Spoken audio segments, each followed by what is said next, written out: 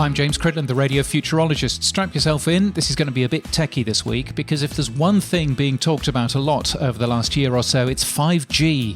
5G is a new technology for mobile broadband. 5G is much like 4G but a bigger pipe. So what's the big deal? Well, it has one thing in it that could potentially be useful for broadcasters. It's called 5G Broadcast. If you have 1,000 people who listen to your live radio station online, that normally means 1,000 connections to your streaming server and 1,000 sets of audio data being sent across the internet. But with 5G Broadcast, it means just one, because it uses broadcast technology to get that signal to your audience. Now, 4G has this as well, but the difference with 5G is that shared 5G broadcast can be run by the broadcaster rather than each network operator, because unlike now, 5G broadcast doesn't need a SIM card, and it works for radio and for TV. So it could theoretically replace a network of radio or TV transmitters. It could replace satellite TV broadcasting or cable networks.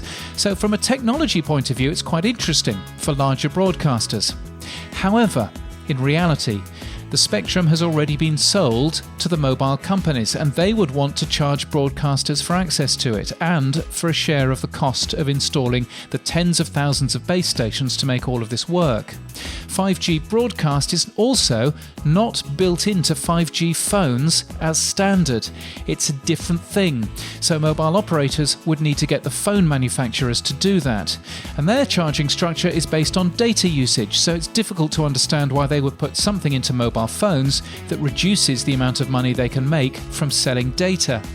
And the advance that 5G broadcast gives is limited to live broadcasting. It doesn't offer anything extra for on-demand other than a connection with bigger capacity.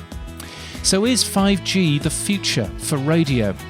Well, from a technology standpoint, it clearly is exciting, but in the real world, it seems to me that there are many questions that we don't yet have the answers to. Broadcasters already have a great way of reaching audiences through the internet, FM or DAB+. And unlike 5G, our use of the normal public internet offers benefits for everybody, whatever technology they use. So my suggestion is to keep watching 5G, but focus on our existing broadcast infrastructure.